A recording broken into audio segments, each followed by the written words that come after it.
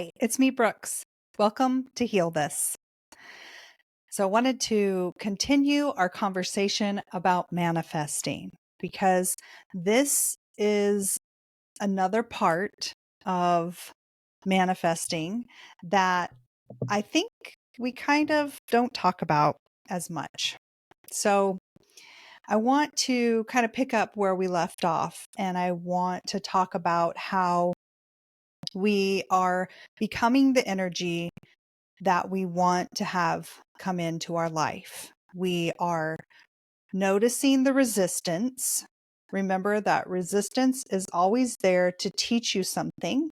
So if things aren't working out the way that you want them to, if you are not really in the flow and you are constantly feeling bombarded by emotions, or you feel like you are really blocked, just remember that all of that is resistance and that it's there to teach you something.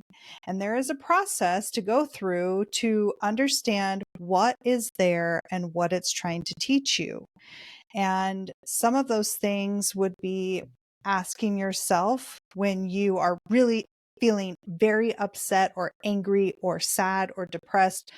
When something is triggering you, just remember triggers are yours. Your triggers are your responsibility. Triggers are the things inside of you that are there. They're sore spots, right? They're very raw, tender spots that are getting kind of poked at, and then they take you right back to that spot where you first experienced trauma. And so that trigger is something that you really need to focus on and heal so that you can move on. And I don't ever think that you get over things, you get through them, and you, even when you heal, you are still a totally different person than you were before any kind of trauma. So just understanding that you're not going to go back to feeling like you were before. You're going to be a different version of yourself after you heal these things that are there and that you're going through. And I believe you can be a stronger person from them. And it will take time. It doesn't just happen overnight. And part of that is what we're going to talk about today, in the sense that, let's say you really start to feel like, hey, I'm feeling better. I'm noticing that my life is changing and that I've set boundaries. I've let go of a lot of the old ways of thinking and the things that were holding back so that I can receive more.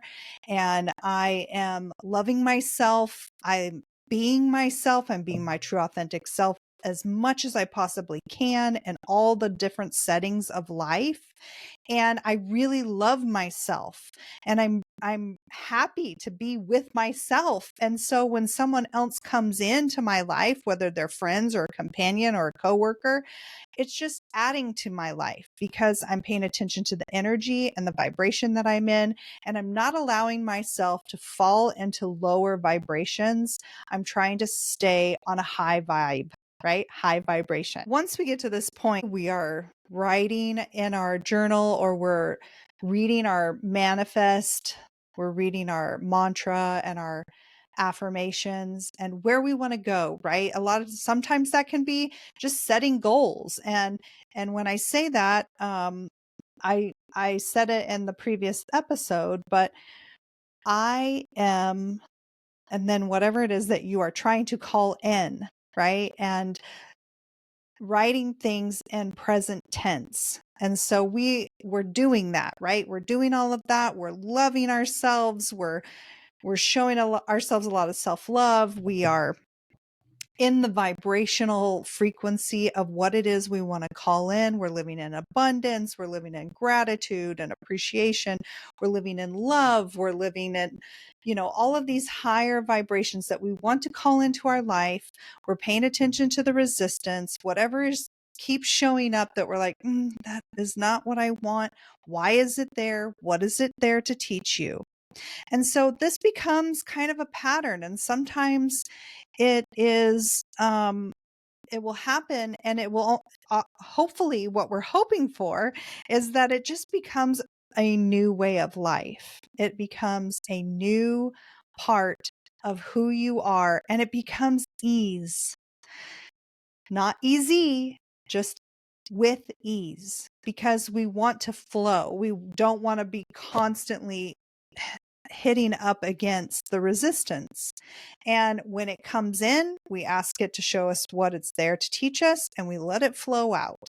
And that was a process of me learning to flow like water. And while I was trying to call in the person, my soulmate, this person that I knew existed out there, I was trying to level up, and I got to a part where I was like, I feel like I'm ready. I feel like this person should just walk into my life. And what happened next was that I was shown a lot of times water, and I couldn't understand why I kept being shown water, and it was moving, it was flowing water. And then I heard the phrase, "You need to learn how to flow like water." And now, after hearing that phrase, I had not heard it anywhere else except through my intuition. And after hearing that phrase and expressing to other people that I was on this journey of flowing like water, I realized that there are other examples out there of flowing like water, and um, actually other individuals who had talked about flowing like water. And other people have given me the example of the wind through the windsock, right? And letting the wind flow through the windsock instead of tying the resistance of a knot at the end of the windsock. And so the wind would just go in but wouldn't flow out. So that lesson for me was to flow like water. And so when I got that message, I said, okay, show me how I can flow like water. The next day, I went on a walk, and especially when I go on a really long walk, like, 5 to 6 miles, I will bring my ID and my debit card with me, because I'm thinking, what if I'm somewhere and I want to grab something to eat or drink? And so um, I have all of that with me. And when I got home, I didn't have it anymore. And I had absolutely no idea how I had lost it or where it was on the walk. And so I went back and I actually looked through a bunch of, went back and did this whole 5-mile walk again and looked for everything. I couldn't find it anywhere. And it didn't really even make sense because I didn't understand how I had dropped it or lost it or fell out of my pocket or whatever. And in that moment, I realized this is my opportunity to flow like water. Because what would have happened before is that I would have gone into full blown panic mode. I would have been really mad at myself. I would have gotten really upset, physically so upset, and also just freaking out inside that I've lost my ID and my debit card. But, right away, I thought this is my opportunity to practice flowing like water, because I'm definitely not there yet. So, went in, turned off my debit card, called the bank right away, and then figured out how I can get an ID, because, we need our driver's license. So I did all of that. And then I just said, am I ever going to find it? I asked, source and the universe, am I ever going to find it? Is it ever going to return back to me? And I just felt a really hard no.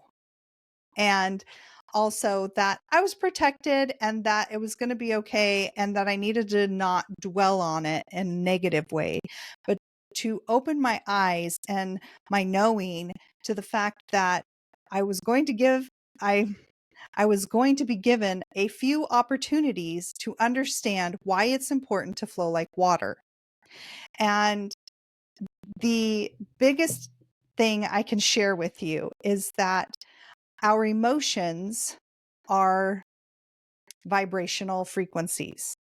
And if we are constantly vibrating at the frequency of fear, shame, doubt, anger, rejection, if all of that is where we constantly are, then that is what we will constantly call in.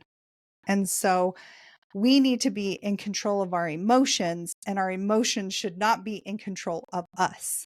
And just understanding how that plays a very significant part in our intuition and manifesting, because it's really hard to be in that vibrational frequency of what you're trying to call in if you are constantly in this loop of, okay, when this happens, I get mad. When this happens, I get angry. When this happens, I go straight to sad and freaking out and fear and, oh my gosh, the world is against me. And not to say that those things are not valid, but understanding that that puts us in a fight or flight, constant state of fight or flight, and how that affects our vibrational frequency. So all of those things are interconnected in how we can be this vessel and this conduit of manifesting and calling in what we want. That is why it's really important to be aware of our emotions and where we are at on our reactions to things and understanding our vibrational frequency. And it's something that we don't all the way talk about. So let's talk about it more. So now you're in this phase, right? Where you're more aware, you're listening, you're more in tune, you're really paying attention to the vibrational frequency you're in.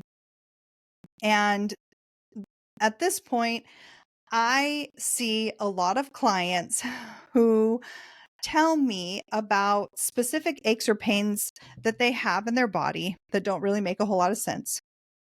And also just exhausted, and not because they have a chronic fatigue or because they have an autoimmune, but because they are exerting so much energy to transform their life. And I wanted to share with you that this is a real thing. And so here are a couple of examples that come up when I am teaching this part and coaching others about manifesting, and when you get to this part. And maybe you can relate to this. I would love to hear if you have any kind of experience with this. But when we're manifesting, we have to think of it as planting a seed. And when we plant a seed, and I love plants, and I'm trying to be a gardener and have a garden, and it's not easy. It takes so many different elements to have this one seed produce amazing, healthy, vibrant fruit. It's not as easy as you would think. And we would never plant a seed in the ground and stand over it and say, "Why aren't you growing? Hurry up. I need you to produce fruit faster." And so understanding that it takes time, that we're planting the seed, and that the seed needs specific elements to be in to grow, and that we cannot put pressure on it. We have to allow it, and we have to receive it. We can't try to control it or, you know, put bad vibrations on it. We have to really just celebrate every single day that we are able to allow this seed and give the seed space to grow. So go with me on this, right? So when we're talking about all of that, the other thing that comes up a lot of times is the analogy of rest before you rise. So if you know anything about bread, when you are making bread from scratch, a lot of recipes will ask you to let the bread rest. And this is after you've mixed all the ingredients together and it's just sitting. And this is before it actually rises. Okay. And the reason why it does that is because the flour ingredients and the water or the wet ingredients are coming together and they are making a chemical change. They have to sit together for a little while for them to actually get to the point where they can rise. And the rise is really important because it is stretching and it is growing. And if you're looking for a really great loaf of bread, you want it to be, high and thick. You don't want it to just be flat. And the rest part is really important because this is when it makes a huge change and it actually transforms into something totally different. It takes all the ingredients, comes together, and then through the resting, it absorbs what it needs to absorb. And then it's able to give you a much better rise.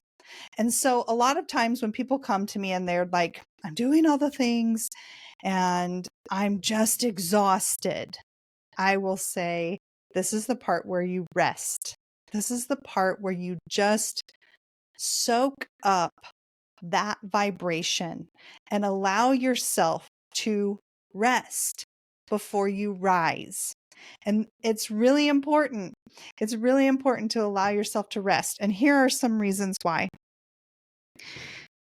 If you understand the journey of larva, caterpillar to a butterfly, it is not only transformational, it is a metamorphosis that happens. So this little tiny egg turns into a caterpillar. The caterpillar is hungry. Its only mission is to eat. And it is eating, eating, eating. And when it's eating, it's becoming really, really fat. And it becomes fat enough that it realizes, because it's just instinctual, it creates a chrysalis. And inside the chrysalis, this caterpillar becomes a butterfly, but not before in the chrysalis. The caterpillar actually turns to mush. Its insides become this soupy liquid, and it is in this chrysalis for a little while. And then that whole thing completely changes. It doesn't just sprout wings out of its back. It doesn't just do a little bit of a change. It actually completely changes. And if you can understand that you are the caterpillar becoming a butterfly, and you think about that analogy and that story I just told you, isn't it exhausting? And just apply that to yourself. When you are going from this and you are calling in this, you are completely going through a metamorphosis, and it can be very tiring. The other example that I want to explain to you about this whole situation is that because we are spiritual energy, we are light beings in a physical form, human body, right? So spiritually and energetically, we can come to an epiphany. We can have an idea. We can come to a conclusion really quick. Like, I know where I want to be energetically, but our physical body takes a little while to catch up. It's made of cells. Our cells don't move that fast. They have to regenerate and renew on a timeline. They are on a timeline. Our physical body is on a timeline, and we have to allow our physical body, which is our vessel, our conduit of the spirit, to catch up to us. So in that process, we are transforming our cells. We are rewiring our thought process and our brain. There's neuroplasticity. Did I say it right, guys? I don't know. Anyway, you know what I'm trying to say. There's a rewiring of the brain that's happening, okay? And that's because you are throwing out and you are letting go of old ways of thinking, trauma loops, emotions that you were really stuck on and really focused on.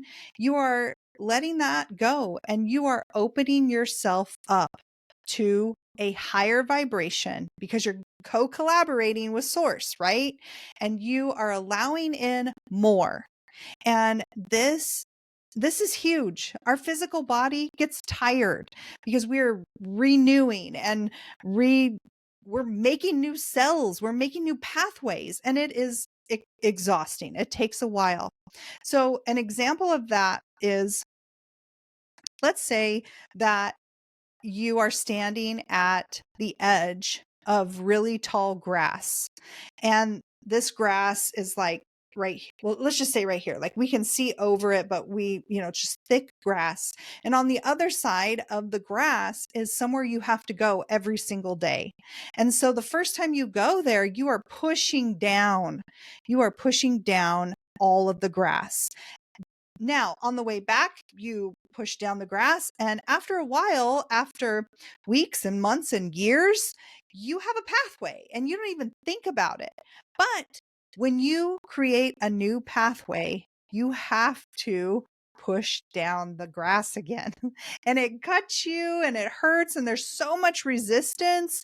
And sometimes you just turn around and go back because you're like, I don't even know if I want to do this. I don't even know if I want to go to the other side that much.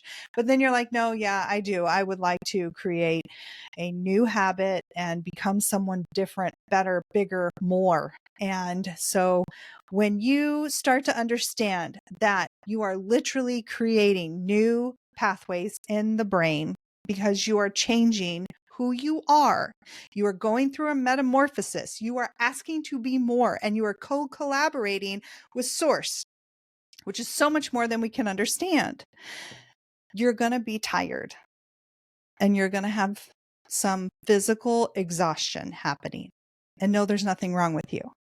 There's nothing wrong with you at all. In fact, it is an indicator that you are doing the work and that you are going in the right direction, and that you need to give yourself some grace and you need to rest, because on the other side of the rest, as you are still being in those high vibrations, is the rise.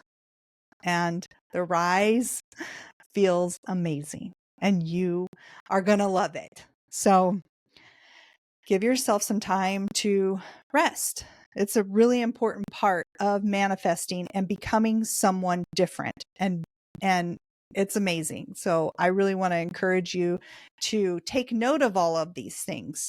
These are different stages in manifesting. And if you're there, you totally know what I mean. You're tired and you're not really sure why. And sometimes even your brain hurts because you're like, oh my gosh, I'm just doing all these new things and I can't keep up. You need to rest. And that's where boundaries come in. You need to say, I need some time to literally just sleep or zone out, like watch a show where you can be happy but not have to think a lot.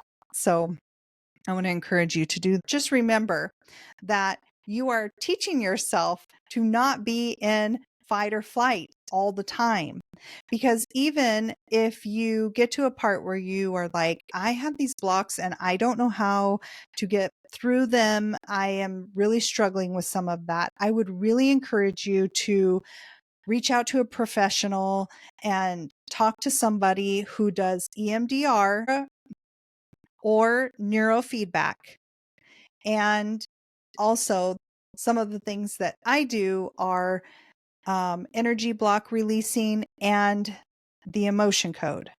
And if you can also reach out to somebody who does the body code and the belief code, which is on its way, I'm working on those things, then you are really on the path of removing blocks. You don't have to know what they are. You don't have to know how they got there. There is a lot of all of this science that we are working on, and it is helping people. We don't all the way know how it works, but it does work, and it's working in ways that are helping people leaps and bounds. So just know that there are tools out there that can help you remove those blocks, and I encourage you to look into that too. And last but not least, some of the things I thought about after I posted the last episode on manifesting. There was a point where I was feeling really good about myself. I was very confident in my energy, and I was out there just living my, best life, my true authentic self.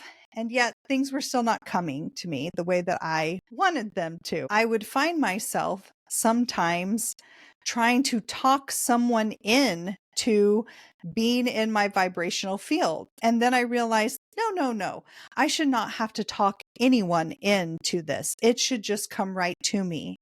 And also, I had already been in a relationship where I was constantly dragging this energy of, come on, let's be better. Come on, let's do more. Come on, let's expand and be more loving and kind. And it was just this dragging feeling. And then also watching individuals chase after someone.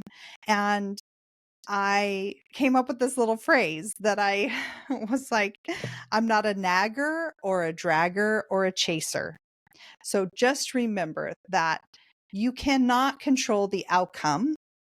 You can only control you and this vibrational moment and the frequency you're in now.